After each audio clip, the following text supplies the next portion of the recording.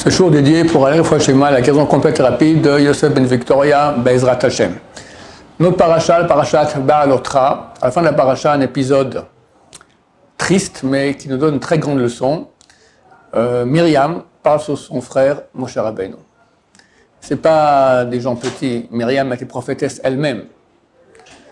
C'est elle qui a annoncé à son père qu'il allait mettre au monde un prophète, Moshe Rabbeinu, qui sauvera le peuple d'Israël. Et ça s'est réalisé comme ça. Elle dit à Aaron, son frère, j'ai appris que Moshe, il a plus de relation avec sa femme.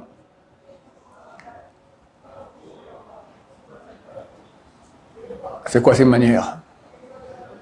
C'est vrai, il est prophète, il ne peut lui parler, et puis si on a une relation avec sa femme, alors on est impur, tant qu'on ne va pas au mikvé.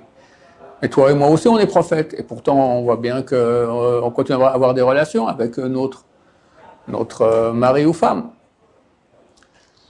Dieu leur a joué un tour. Les deux, la même nuit, ont une relation avec leur mari et femme, et Dieu les appelle. Venez, je dois vous parler. Et ils sont impurs. Ils cherchent un mikvé, il n'y a pas. Et Dieu appelle, il faut y aller tout de suite. Et Dieu ne faisait pas honte de parler sur mon serviteur Moshe. Vous voyez, je peux vous appeler comme ça tout à coup à n'importe quel moment. Vous n'êtes pas prêts? Moshe Rabbeinu, je peux l'appeler à n'importe quel moment. Dans toutes mes maisons, il peut rentrer. Dans tous mes mondes supérieurs. Donc il a bien fait d'arrêter d'avoir la relation avec sa femme. Comment avez-vous osé parler sur Moshe, mon serviteur? Et Myriam, vu que c'est elle qui a parlé, était punie de devoir être sortie du camp pendant 14 jours. Moshe a prié et Dieu a baissé ça à la moitié, 7 jours. Mais en bon français, l'Archouma, tout le canton d'Israël qui attend, on devait partir, on attend que Myriam puisse, ça a été Metsurat, donc c'est une sorte de lèpre qui arrive quand on parle la Shonara à l'époque, aujourd'hui on n'a plus cela, et elle devait rester 7 jours dehors, et tout le peuple, le canton attend qu'elle revienne. Et jusqu'à aujourd'hui, il y a 10 choses desquelles il faut se rappeler tous les jours. Parmi ces 10 choses, se rappeler que Myriam a parlé sur Moshe Rabbeinu, que la bouche nous a été donnée pas pour parler la Shonara, mais pour louer Dieu. Notamment, c'est bien de penser à ça, là, juste avant de faire Kriyat Shema, dans la prière, on dit le Hodot Lach. Le Hodot Lach pour te remercier. Se rappeler que la bouche nous a été donnée pour remercier Dieu et pas pour parler la Shonara comme l'a fait Myriam. Donc ça fait 3330 et quelques années que le peuple d'Israël sans cesse se souvient de la pauvre Myriam pour un Lachon Hara qu'elle a dit rien que pour le bien de sa femme de Moshe, pour Moshe, c'est pas qu'elle haïssait son frère, etc.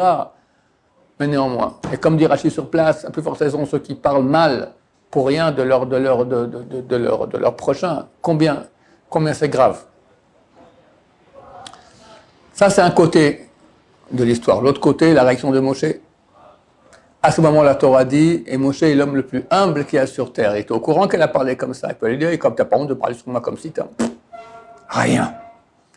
Et c'est le seul compliment que donne la Torah sur Moshe Rabbeinu. Moshe Rabbeinu, l'homme le plus grand qu'a connu le monde jusqu'à Mashiach. Et même Mashiach, c'est une partie de l'âme de Moshe qui revient dans Mashiach aussi. Le seul compliment qu'on fait sur lui, qu'il était humble. Et là, on apprend pour nous l'importance de l'humilité. Et là, il faut comprendre comment quelqu'un peut-il être humble alors qu'il sait qu'il a des qualités extraordinaires. Moshe Rabbeinu, ce n'est pas un idiot. Il sait qui il est. Dieu se dévoile à lui. Il a une question, il appelle Dieu et Dieu lui répond. Il fait les miracles extraordinaires sur la sortie d'Égypte. C'est le seul qui va 3 fois 40 jours au Mont Sinaï sans manger et boire, amener la Torah. Et tous les miracles qu'il a fait. Il sait qu'il est grand et qu'il n'y a pas plus grand que lui. Ça veut dire quoi? Comment on peut être humble? Alors la réponse, elle est très très simple. Il faut comprendre qu'en fait, on n'a rien par nous-mêmes. Dieu peut nous donner et nous donne des qualités extraordinaires. Extraordinaires. Chacun, il a des dons, etc. Et comme Moshe Rabbeinu ou autres, tous les grands sages d'Israël qui avaient des facultés extraordinaires, qui pourtant étaient extrêmement humbles. Pourquoi? Parce qu'ils savaient, plus ils savaient qu'ils n'ont rien fait pour. Ils ont su ça en cadeau.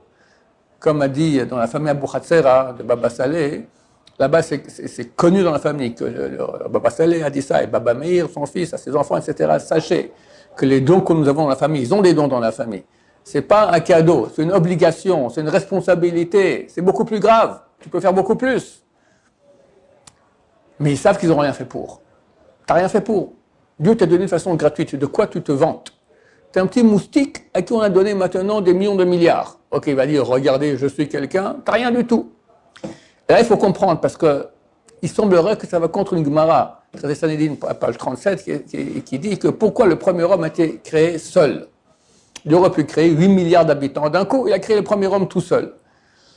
Pour que chaque être humain dise, pour moi seul, il valait la peine que le monde entier soit créé. Ce n'est pas des façons de parler de la Gemara, c'est vraiment une réalité. Chacun de nous, chers amis, il suffisait lui tout seul, tellement il a de la valeur aux yeux de Dieu, il valait la peine pour lui tout seul que le monde entier soit créé.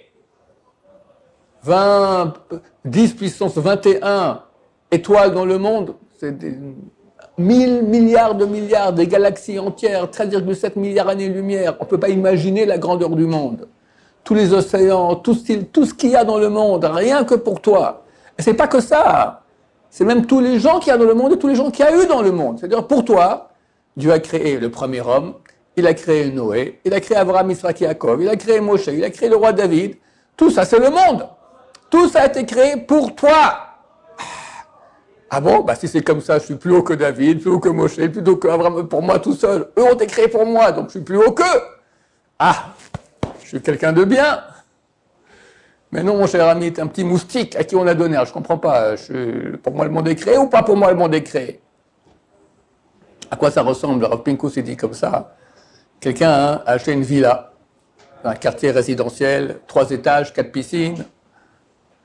Tout le luxe qu'on peut avoir avec les plus beaux meubles, tout ce qu'on peut avoir de mieux. Et bien sûr, il fait une crémaillère avec un repas, champagne, saumon, etc. Tout ce qu'on peut imaginer, foie gras cachère, etc., etc., etc. Et il y avait là-bas 2 fourmis.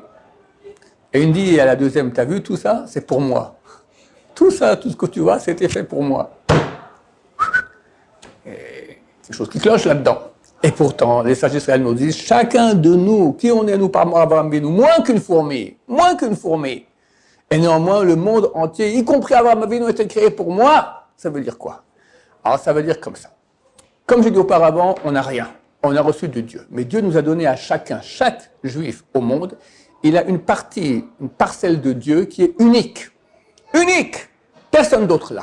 Chacun il a des qualités que l'autre n'a pas. Un a une sensibilité à la vérité, une sensibilité au chesed, une sensibilité à l'honnêteté. Chacun a des sensibilités différentes. Et comme on dit, chacun il a une lettre de la Torah qui lui correspond. Chacun est spécial. Une spécialité que Dieu lui a donnée. Et Dieu, bien qu'il ait donné une partie de lui à l'être humain, quand il voit cette partie, il est tellement amoureux de l'homme, il dit rien que pour toi, j'aurais créé le monde entier. Alors c'est pas qu'on est plus que Moshe Rabbeinu, etc. Mais l'amour de Dieu est tellement grand pour chacun de nous que Dieu aurait été prêt à créer un monde entier rien que pour nous. Donc on vaut énormément et on vaut rien du tout. Par nous-mêmes, on vaut rien. Humble. J'ai que des obligations. Tous les dons que j'ai reçus, je dois faire des choses très grandes avec. Mais je dois savoir que j'ai ces dons. D'accord? Si quand Dieu a dit à Moshe Rabbeinu, tu vas sauver le peuple de Juda, qui je suis moi? Il a dit ça d'ailleurs. Pendant 7 jours, il y a une discussion entre Moshe et Dieu. Je suis bête, c'est prendre quelqu'un d'autre. Allez, il voulait pas. Dieu a dit non, tu iras. On peut pas se démissionner comme ça. Il faut savoir que les dons qu'on a reçus, on doit l'utiliser pour faire Avodat Hashem, pour servir Dieu. Mais savoir que ce sont des obligations, qu'on n'a rien fait pour eux, tout le kavod qui reviendra pour cela. Combien il y a de kavod à Moshe Rabbeinu? Énorme, d'accord? Mais lui, rien du tout. Rien du tout. Il sait très bien qu'il est l'homme le plus humble qu'il y a eu sur terre, parce qu'il sait au contraire. Moi, j'ai rien fait, j'ai tout reçu de Dieu. Deuxième chose, on apprend l'humilité. Quelqu'un apparaît sur la Shonara, d'accord, il a fait un péché. Ok, t'es pas mieux que Moshe Rabbeinu. Si Moshe Rabbeinu, qui est tellement grand, il se tait, on peut apprendre aussi à se taire. Si on sait ça, déjà on va faire une grande mitzvah, c'est moins parler la Shonara sur son prochain. Parce que quand on parle la Shonara, c'est toujours parce que on s'estime plus grand que l'autre. Dans un point, en fait, il faut comprendre que, vu qu'on a chacun des points différents, donc il y a une chose que pour moi est intolérable, dans le Shalom Bayit par exemple, c'est toujours cela. Moi, je suis prêt à m'écraser pour tout, mais il y a 2-3 trucs, pour moi, ça c'est intolérable. Et c'est exactement ce qu'a ma femme, d'accord? Que Dieu nous a mis bien ensemble. Les deux, on est prêts à s'écraser sur tout, sauf sur quelques principes super importants. Ben, c'est là-dessus qu'il faut travailler, comprendre l'autre est différent que toi. Rabbi Shimon Bar Yochai, est-ce qu'on a quelqu'un de plus grand que lui? Il était dans la grotte pendant 12 ans. Là-bas, il écrit le Zohar HaKadosh. Avec son fils, Rabbi Lazar. Et les deux sortent après 12 ans. et il voit des gens en train de travailler dans les champs. Il dit, quoi? Des gens qui s'occupent maintenant de travailler pour gagner de l'argent, pour manger, alors qu'on peut étudier les grands secrets de la Torah. Il est brûlé avec leurs yeux. Il commence à brûler tout. Dieu leur a dit, oh, vous êtes venus détruire mon monde, allez, vous repartez. Punition dans la grotte de nouveau. Après 12 mois, Rabbi Shimon Bar Yochai a dit à son fils, même les plus grands Réchaïm, il reste 12 mois en enfer. Ça va, on a purgé notre peine, on peut sortir. Et ils ont sorti, ils ont compris qu'il ne fallait pas juger le monde. Parce qu'évidemment, on est différents. Chacun a ses qualités différentes, des qualités fantastiques, mais pas comme les autres. Donc, comment tu vas juger l'autre? Tu n'es pas à sa place, tu n'as pas la même âme que lui. C'est ça que nous devons comprendre. Nous sommes différents. Donc, grâce à notre différence, Dieu nous donne un amour qui légitime, qui aurait créé le monde entier pour nous-mêmes. Mais on doit respecter la différence des autres et comprendre que pas tout le monde est au même niveau que nous sommes. Rajbi, il a compris cela. Nous aussi, du moment qu'on comprend qu'on n'est pas au même niveau que les autres, comment on peut parler la Shonara sur quelqu'un d'autre? Impossible. D'abord, il est aimé de Dieu, au point même où le monde entier valait la peine qu'on le crée pour lui. Deuxièmement, il est différent. On n'est pas les mêmes. Voici, chers amis, la bonne leçon qu'on a ici, les deux grandes bonnes leçons qu'on a apprises de la paracha. Un, à faire attention à notre bouche, de ne pas parler la Shonara. Avec notre bouche, on peut faire des destructions terribles. Hachem Ishmor, Adolf Hitler. S'il avait un pouvoir que dans ses mains et que dans ses pieds, qu'est-ce qu'il aurait pu faire? Donner quelques coups de pied, Chassé Shalom à des Juifs, quelques coups de poing à des Juifs, Chassé Shalom, c'est ok, ça va, on n'a pas eu la Shoah. Comment il a fait la Shoah? Avec la parole. Avec la parole.